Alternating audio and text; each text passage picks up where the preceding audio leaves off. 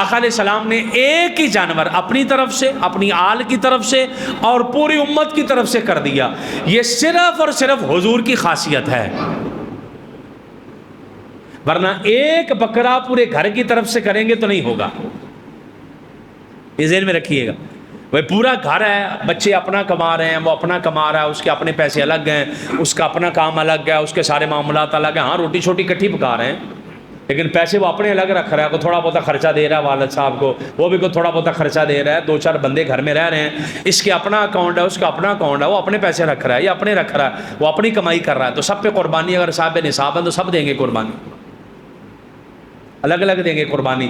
ایک ہی بکرا پورے گھر کی طرف سے کر دیں تو یہ نہیں چلے گا. ایک اور چیز ہے وہ بڑی جلدی میرے ذہن میں آئی ہے، وہ بھی میں آپ کو بتا جاؤں.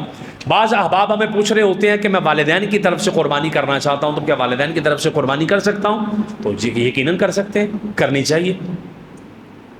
والد کی طرف سے کر سکتا ہوں، کر سکتے ہیں. والدہ کی طرف سے کر سکتا ہوں تو کر سکتے ہیں. جی فوت ہو گئے ہیں تو کر سکتے ہیں، ہاں کر سکتے ہیں. والدین فوت ہو گئے ہیں، اللہ نہ کرے، اللہ لمبی عمر دے سب کو. دادا دادی فوت ہو گئے ہیں، ان کی طرف سے کرنا چاہ رہے تو کر سکتے ہیں. بھائی کیا حرج ہے اس میں؟ نانا نانی کی طرف سے کر سکتے ہیں، ہاں جی کر سکتے ہیں. کیوں نہیں کر سکتے؟ آپ جس کی طرف سے مرضی کریں، مسلمان کی طرف سے قربانی ہو جائے گی. آپ کو کرنی بھی چاہیے، اگر آپ کو اللہ پاک نے حیثیت دی ہے، آپ کی توفیق ہے تو آپ کریں.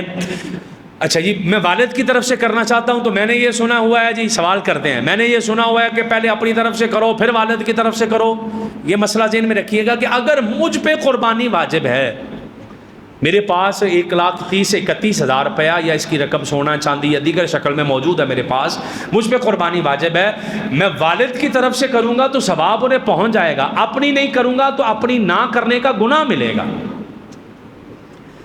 والد کی ہوگی کہ نہیں؟ ان کی ہو گئی. میں نے نہ کرنے کا کیا ملا؟ جس بندے نے نہیں کی اسے گناہ ملے گا. تو اس لیے کرنا یہ چاہیے کہ اگر تو حیثیت ہے 2 4 5 قربانیاں کرنے کی، پھر تو آپ سب کی الگ الگ کر دیں. اگر حیثیت نہیں ہے اور آپ پہ قربانی واجب ہے، ایک ہی کر سکتے ہیں آپ، تو آپ قربانی اپنی طرف سے کریں. تو ہماری شریعت نے تو سہولت ہی بڑی دی ہے، قربانی اپنی طرف سے کریں. بعد میں جب ختم دلائیں تو دعا مانگنے والے سے کہہ دیں کہ دعا مانگیے گا، اس کا ثواب اللہ میرے والدین کو دے دے. آپ کی قربانی بھی ہو گئی، ثواب والدین کو بھی چلا گیا. قربانی ایک بندے کی طرف سے کرنی ہے.